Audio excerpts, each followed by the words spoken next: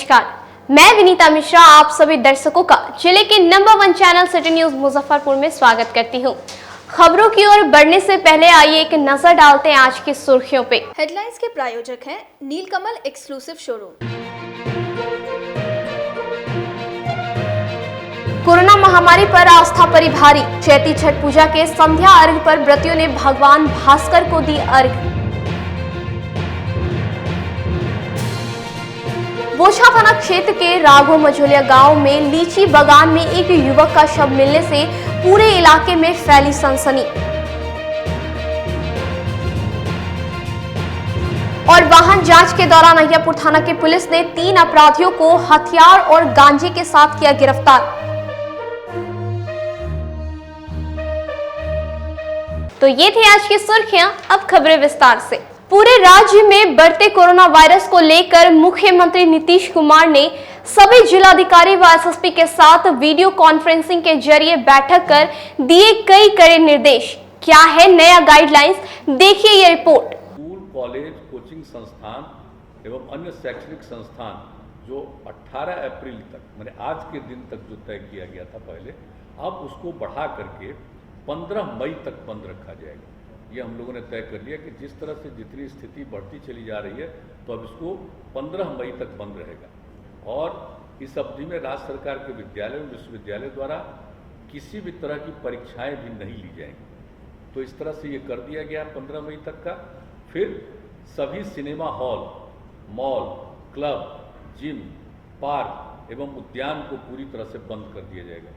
उसमें लोगों का आना जाना नहीं हो, ये सब बात अब यह तय कर दिया गया है। और इसको अभी हम लोगों ने बंद करने का जो निर्णय लिया, ये सब 15 मई तक के लिए अभी का फैसला है। और उसके बाद जो हमारे जो सरकारी और गैर सरकारी कार्यालय हैं, अब उसके बारे में एक आज निर्णय लिया गया है कि इसको 5 बजे तक रखा जाएगा, 5 बजे बंद। और आप जानते हैं 1/3 33% लोगों को ही एक दिन में काम करने के लिए कहा गया है।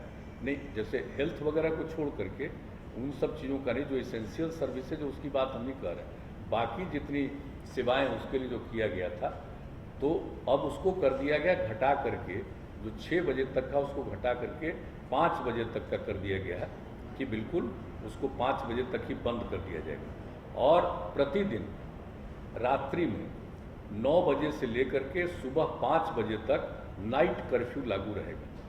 पूरे बिहार में हर जगह पर नाइट कर्फ्यू लागू रहेगा, रात में 9 बजे से लेकर के सुबह के 5 बजे तक। यह एक निर्णय हो गया है। और सभी दुकानें, प्रतिष्ठान, फल एवं सब्जी दुकानें, मंडी तथा मांस एवं मछली की दुकानें अब शाम जो 7 बजे तक रखे थे खुला उन लोगों को, अब 7 बजे के बजाय 1 घंटा कम करके 6 बजे तक उसको अब खुला रहेगा। 6 बजे के बाद वो खुला नहीं रहेगा। यानी सभी दुकानें, प्रतिष्ठान, फल एवं सब्जी दुकानें, मंडी तथा मांस एवं मछली की दुकानें अब शाम 6 बजे तक 6 बजे बंद हो जाएगी। 6 बजे तक ही खुला रहेगा।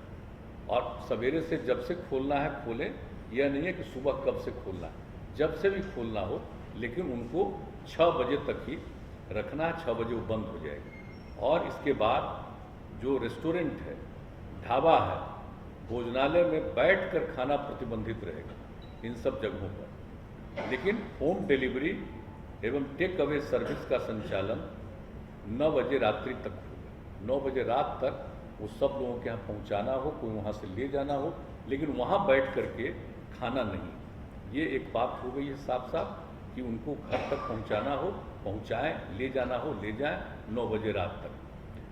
अब जो जितने भी सभी धार्मिक स्थान जो थे, वो जो 30 अप्रैल तक बंद थे, जो हम लोगों ने पहले तय किया था इनके मामले में, सभी प्रकार के सब धर्मों के सब स्थलों को जो किया गया था 30 अप्रैल तक, उसको अब बढ़ा करके 15 मई 2021 तक बंद रखने का ही फैसला किया गया।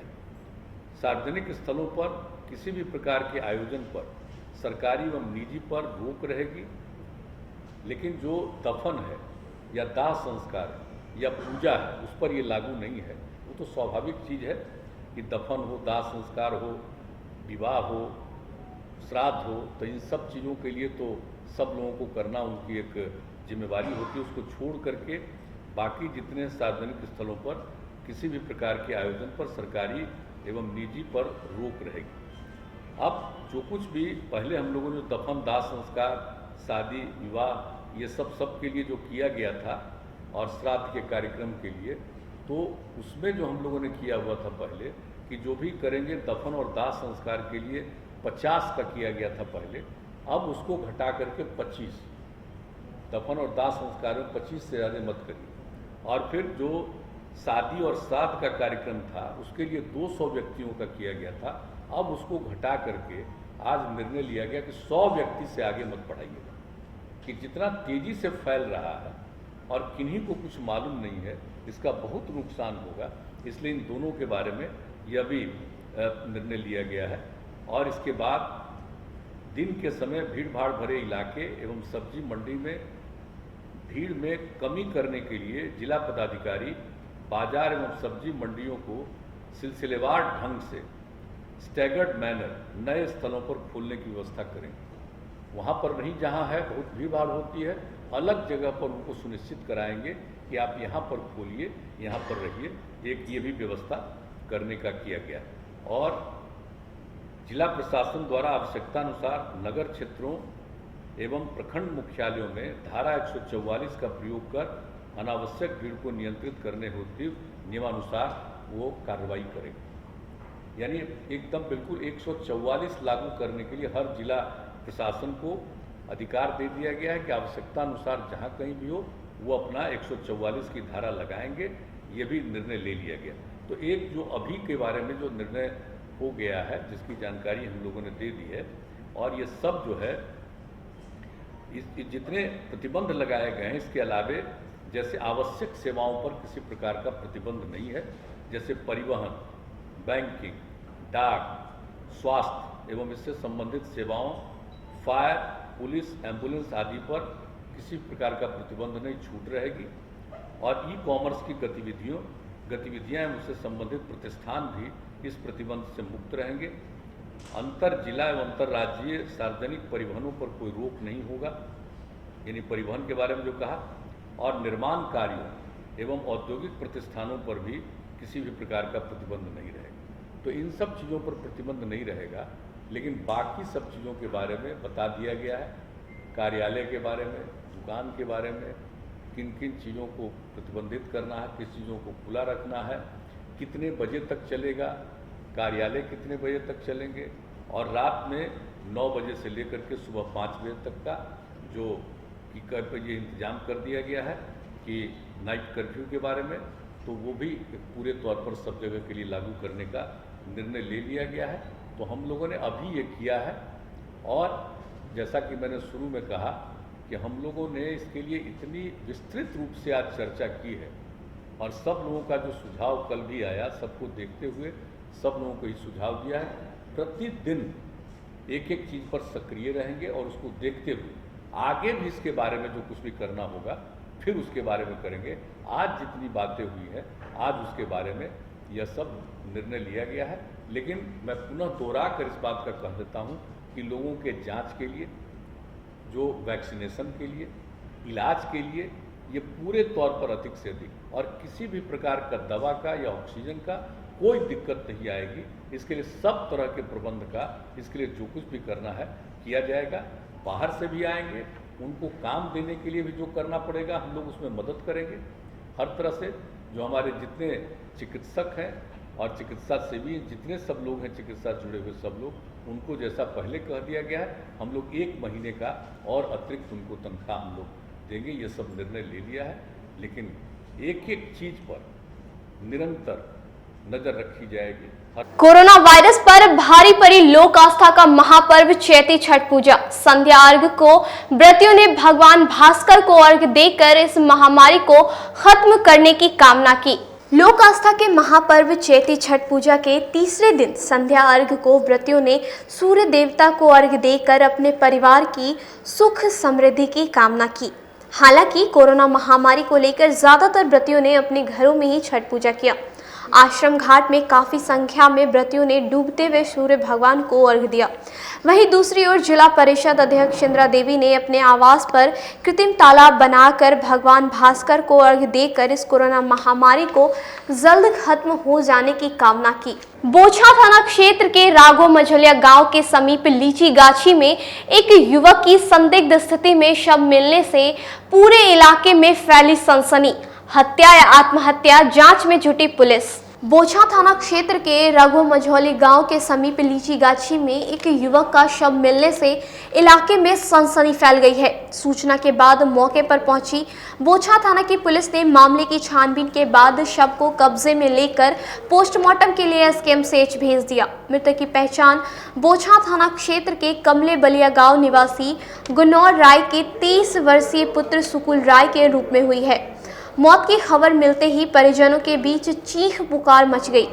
जानकारी के अनुसार मृतक का शादी 1 वर्ष पूर्व हुआ था। शनिवार की दोपहर खेत में पानी पटाने के लिए घर से निकला था। देर शाम तक घर नहीं लौटने पर परिजन ढूंढते हुए खेत में पहुंच गए।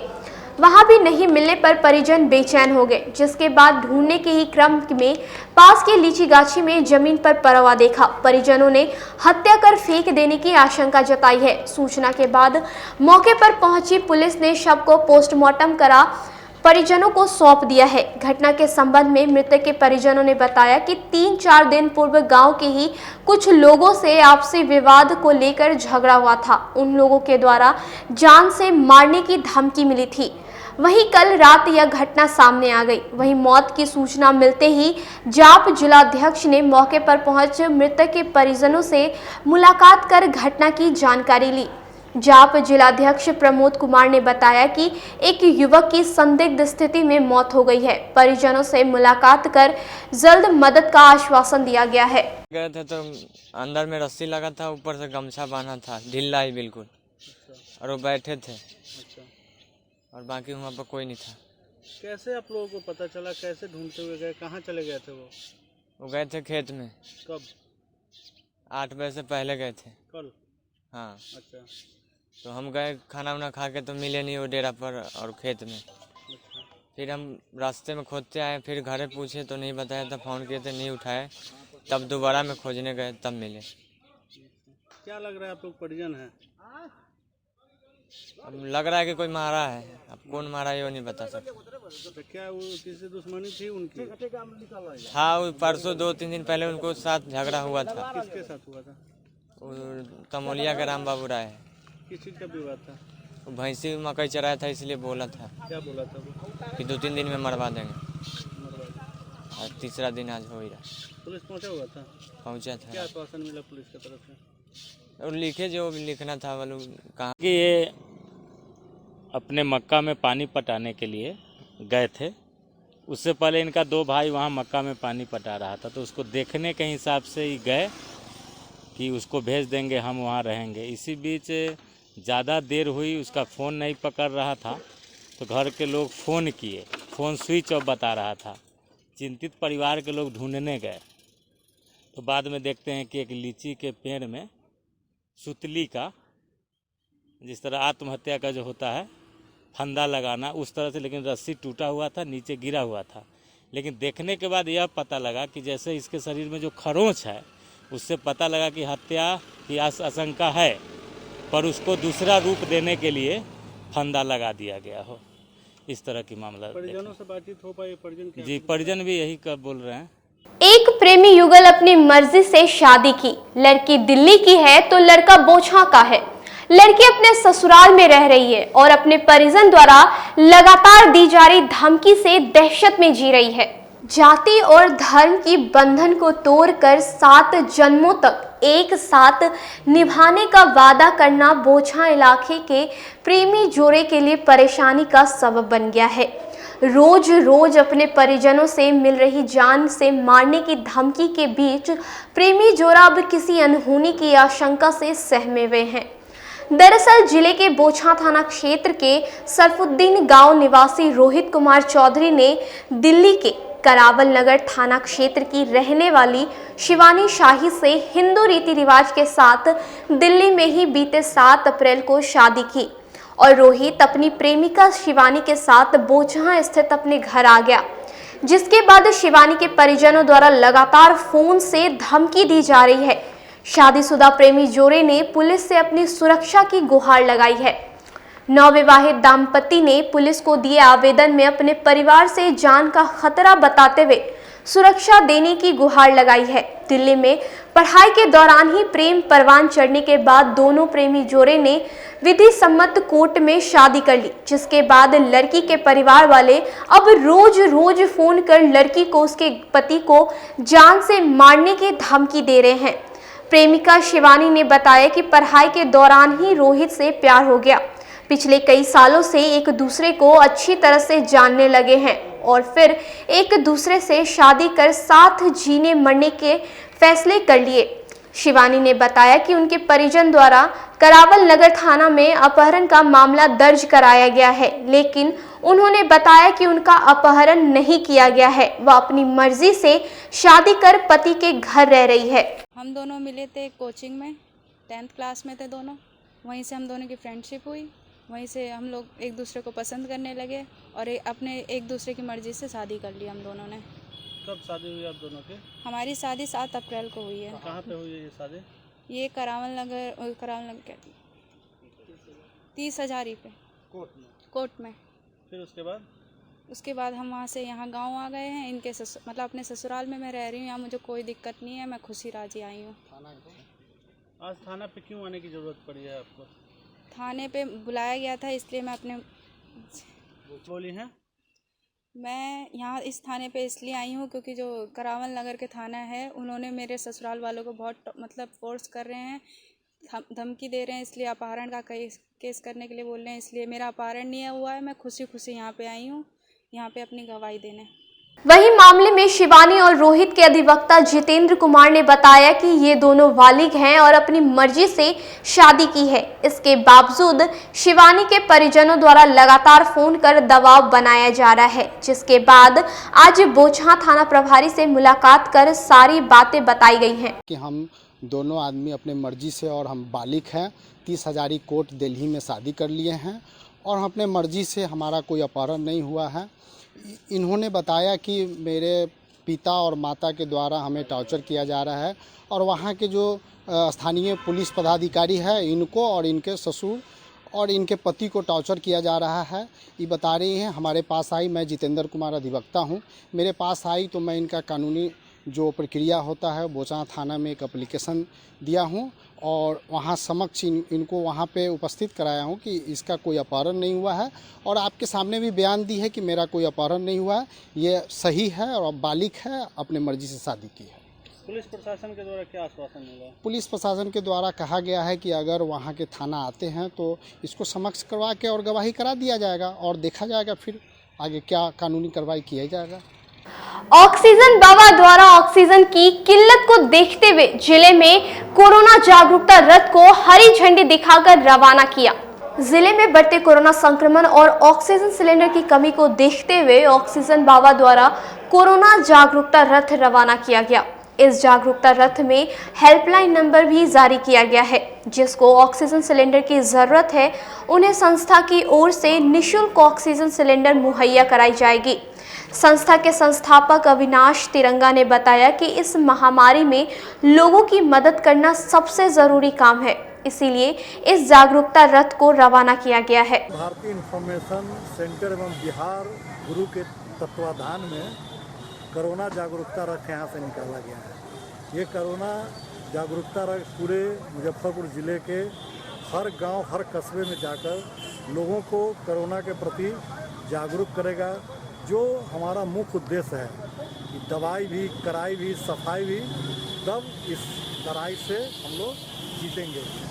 तो हम लोगों को इस 3 चीज़ का पालन करते हुए और हम लोग एकजुटता के साथ अगर इस लड़ाई से लड़ेंगे तो निश्चित तौर पर ये जंग भी हम लोग जीतेंगे। और हम आपके माध्यम से मुजफ्फरपुर ज़िले वासियों को ये आह्वान करते हैं कि दवाई, कराई और सफाई के नियम का अक्षरशः पालन करें। जो कोरोना का गाइडलाइन सरकार के द्वारा निर्गत किया गया है उसका पालन करें और इस प्रधान डाकघर परिसर में अखिल भारतीय डाक विभाग एसोसिएशन द्वारा 2 दिवसीय वार्षिक अधिवेशन का आयोजन किया गया। कंपनी बाग स्थित प्रधान डाकघर परिसर में रविवार को अखिल भारतीय डाक विभाग अनुसूचित जाति जनजाति कर्मचारी कल्याण एसोसिएशन के प्रमंडलीय शाखा द्वारा द्वितीय द्विवार्षिक अधिवेशन का आयोजन किया गया। कार्यक्रम का उद्घाटन डाक सेवा उत्तरी के निर्देशक शंकर प्रसाद और प्रवर डाक अधीक्षक राजदेव प्रसाद के द्वारा दीप प्रज्वलित कर किया गया। वहीं अधिवेशन के दौरान वक्ताओं ने अपने अपने विचार को प्रकट करते हुए संगठन को मजबूती प्रदान करने की बात कही है। साथ ही नए सत्र के लिए प्रमंडलीय संघ निर्वाचित पदाधिकारियों को सम्मानित किया गया है। SC/ST वेलफेयर एसोसिएशन का नए सत्र का चुनाव जो 2 साल पे आयोजित होता है उसके संबंध में था और यह एसोसिएशन जो है मुख्यतः SC/ST के वेलफेयर के लिए काम करती है और जहाँ तक प्रशासनिक स्तर पे कोई ज़रूरी हमारे मेंबर्स को होता है वहाँ हम लोग प्रशासनिक स्तर पर इसको सुलझाने का प्रयास करते हैं। चुनाव में चुनाव में मुख्य मुद्दा अभी तो यही था कि कोरोना महामारी है, इसलिए इस चीज़ को ध्यान में रखते हुए और सोशल डिस्टेंसिंग का पालन भी किया गया और मुख्य मुद्दा था कि यदि कहीं से किसी भी कर्मचारी को कहीं से कोई समस्या होता है तो वो अपने सर्किल सेक्रेटरी और सेक्रेटरी जो डिवीजनल सेक्रेटरी हैं उनको कहें और उनका जो डिवीजनल सेक्रेटरी हैं जो सर्किल सेक्रेटरी उनका प्रयास रहेगा कि उसको मुख्यतः वहाँ जहाँ से यह प्रॉब्लम सॉल्व होने वाला है। अब रुकते एक छोटे से ब्रेक के लिए, कहीं मत जाइएगा, देखते रहिए सिटी न्यूज मुजफ्फरपुर। अब आ गया है आपके अपने शहर में उत्तर बिहार का पहला नीलकमल एक्सक्लूसिव शोरूम। नीलकमल इंडिया की फेवरेट फर्नीचर ब्रांड है। इस कंपनी के सभी रेंज एक ही छत के नीचे आपको मिलेगी। होम फर्नीचर, ऑफिस फर्नीचर की सभी रेंज यहाँ पे उपलब्ध है। कंपनी का एक्सक्लूसिव शोरूम होने के कारण 40% तक की विशेष छूट यहाँ मिल रही है। इसके अलावा 0% इंटरेस्ट के साथ बैंक से फाइनेंसिंग की भी सुविधा उपलब्ध है। तो देर मत कीजिए, एक बार हमारे यहाँ अवश्य पधारें। हमारा पता है Mithanpura, Narayanpur road, opposite to Vaishali management college और हमारा कॉन्टैक्ट नंबर है 9334900888 और 7004320380। नॉर्थ बिहार का पहला एक्सक्लूसिव शोरूम मुजफ्फरपुर में यूए एसोसिएट के सौजन्य से नीलकमल का एक्सक्लूसिव शोरूम खुला है और आप लोगों से यही भी निवेदन है कि एक बार इस शोरूम में आइए और इसके विस्तृत रेंज को देखिए जो कि एक अच्छे रेंज के साथ एक अच्छी कीमत के साथ आपको मिलेगा। तो एक बार हम लोगों को आप सेवा करने का मौका दें। ST International School. If you want to give your child a strong foundation, the school of your dream. Play to 10th based on CBSE curriculum. हमारे यहाँ अनुभवी एवं प्रशिक्षित शिक्षकों द्वारा बच्चों के देखभाल के साथ स्मार्ट क्लास द्वारा शिक्षण की सुविधा है। कक्षा 1 से 10 तक कंप्यूटर की मुफ्त शिक्षा के अलावे छात्र एवं छात्राओं के संगीत तथा नृत्य की शिक्षा की भी व्यवस्था है। पूरा स्कूल CCTV कैमरे से लैस है। स्कूल में बच्चों का नामांकन फ्री किया गया है। हमारे यहाँ अपने बच्चों के उज्जवल भविष्य के लिए जरूर पधारें। हमारा पता है बांध road, Shekhpur Akhara Ghat, Muzaffarpur. Our contact number is 8757652616 and 9955132616। हमारे स्कूल का कुछ मेन फीचर्स है, जैसे बच्चों की देखभाल करना। हमारे यहाँ पुस्तकालय वगैरह की पूरी अच्छे तरीके से व्यवस्था है। क्लासरूम सारा बना हुआ है। CCTV कैमरे से हमारा क्लासरूम डेकोरेटेड है। सिक्योरिटी के भी विजन से हमारा क्लासरूम बहुत प्रोटेक्टेड है। हमारे यहाँ जो भी शिक्षक शिक्षिकाएं आई हैं पढ़ाने के लिए वो काफ़ी वेल एडुकेटेड हैं और वेल वर्स्ड भी हैं। हमारा विद्यालय भी चारों तरफ से बना हुआ है। हमारे यहाँ लैब बहुत अच्छे से बना हुआ है। कंप्यूटर की फ्री शिक्षा हम इस बार इसको दे रहे हैं। हमारे यहाँ नामांकन प्रारंभ है। ब्रेक के बाद एक बार फिर आप सभी दर्शकों का जिले के number 1 channel city news Muzaffarpur में स्वागत है। आइए बढ़ते हैं अगली खबरों की ओर। वाहन चेकिंग के दौरान अय्यापुर पुलिस ने हाईवे पर लूटपाट करने वाले 3 शातिर अपराधी को हथियार व गांजा के साथ किया गिरफ्तार। वाहन चेकिंग के दौरान अय्यापुर थाना की पुलिस ने बखरी चौक के समीप से 3 शातिर अपराधी को गिरफ्तार किया है। जिसके पास से पुलिस ने गांजा व हथियार बरामद किया है। गिरफ्तार अपराधियों में बोझा थाना क्षेत्र के ककरचक गांव के अभिजीत कुमार, पवन कुमार और विकास कुमार शामिल हैं, जबकि गिरफ्तार अपराधियों के एक साथी सोनू कुमार मौके से भागने में सफल रहा। मामले में रविवार को प्रेस वार्ता के दौरान सिटी एसपी राजेश कुमार ने बताया कि वरीय पुलिस अधीक्षक के निर्देश पर चलाए जा रहे वाहन चेकिंग के दौरान अय्यापुर पुलिस को यह सफलता हाथ लगी है। उन्होंने बताया कि गिरफ्तार अपराधियों के पास से एक देशी कट्टा, एक जिंदा गोली, 2 मोटरसाइकिल, 2 मोबाइल फोन और 1 कैंची गांजा बरामद की गई है। उन्होंने बताया कि पकड़े गए अपराधियों द्वारा हाईवे पर लूटपाट की कई घटना को अंजाम दिया जा चुका है। सभी का आपराधिक इतिहास खंगाला जा रहा है। फिलहाल पूछताछ कर आगे की कार्रवाई की जा रही है। 21 को वरीय पुलिस अधीक्षक महोदय के निर्देशानुसार शहर में कई जगहों पे वाहन चेकिंग का कार्य चल रहा था। इसी दौरान बकरी चौक पे 2 मोटरसाइकिल वालों को जांच हेतु चेकिंग हेतु रोका गया। रोकने पे वो लोग भागने का वहाँ से प्रयास किए। इसी क्रम में बाइक सवार 3 लोगों को गिरफ्तार किया गया। एक व्यक्ति वहाँ से भागने में सफल रहा। उन लोगों के जांच करने पे उन लोगों के पास कमर में खोसा हुआ एक देसी कट्टा, गोली, मोबाइल आदि की बरामदगी हुई और अन्य आपत्तिजनक सामान भी बरामद हुआ। इस संबंध में अय्यापुर थाना कांड संख्या 286-21 दर्ज किया गया है। गिरफ्तार अभियुक्त का जो नाम पता है, ये लोग अभिजीत कुमार, पवन कुमार, विकास कुमार ककराचक के थाना बोचहा के सभी रहने वाले हैं। ये लोग एक्टिवली मोबाइल लूट करने में, छीनने में, मोटरसाइकिल छीनने में काफ़ी सक्रिय रहे हैं। इनका आपराधिक इतिहास भी खंगाला जा रहा है। इनके द्वारा पूछताछ में कुछ घटनाओं में अपनी संलिप्तता भी स्वीकार की गई है।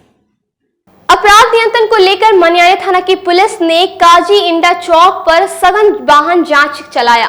जिले में बढ़ते अपराध के नियंत्रण और रोकथाम के लिए चलाए जा रहे वाहन जांच अभियान शहर से लेकर ग्रामीण क्षेत्रों के सड़कों पर दिखाई पड़ रही है।